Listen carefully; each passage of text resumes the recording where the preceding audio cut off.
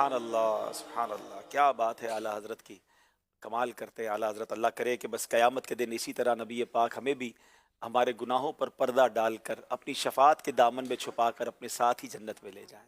آئیے کچھ کال سلسلے میں شامل کرتے ہیں۔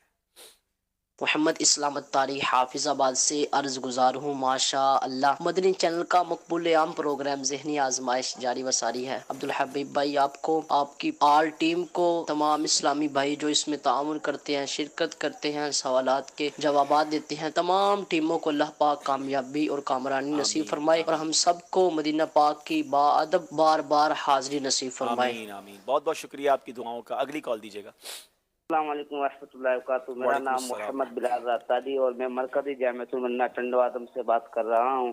ماشاءاللہ حاجی صاحب آپ کا شو بہت بہترین ہے، میں بہت شوق سے دیکھتا ہوں۔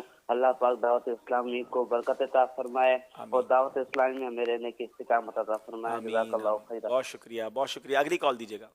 اتنے انتظار کے بعد دوبارہ سے ذہنی آزمائش سیزن 16 آ چکا ہے۔ ماشاء اللہ مجھے یہ پروگرام بہت اچھا لگتا ہے اور میرے گھر والے بھی میرے ساتھ دیکھتے ہیں۔ عبدالحبیب انکل، میرا یہ کوشچن ہے آپ سے کہ جب آپ ذہنی آزمائش کے کسی بھی میچ میں جاتے ہیں تو کیا اس سے پہلے آپ اپنی ہوسٹنگ کی تیاری کرتے ہیں؟ جواب ارشاد فرما دیجیے گا، جزاک اللہ خیرہ۔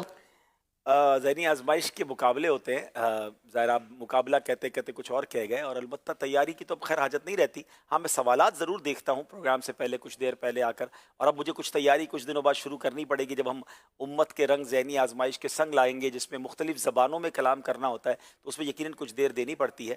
تو اب دعا کریں کہ اللہ پاک ان کاوشوں کو قبول فرمائے۔ آئیے ناظرین مقابلے کو لے کر آگے چلتے ہیں، دونوں ٹیموں سے گزارش ہے اپنی جگہ تشریف رکھیں، ایک بار ہمیں اسکور بورڈ دکھا دیں، پھر انشاءاللہ ہم مزید آگے چلتے ہیں۔ دل کا روشن کرے آب کی نہ چلو، دل کا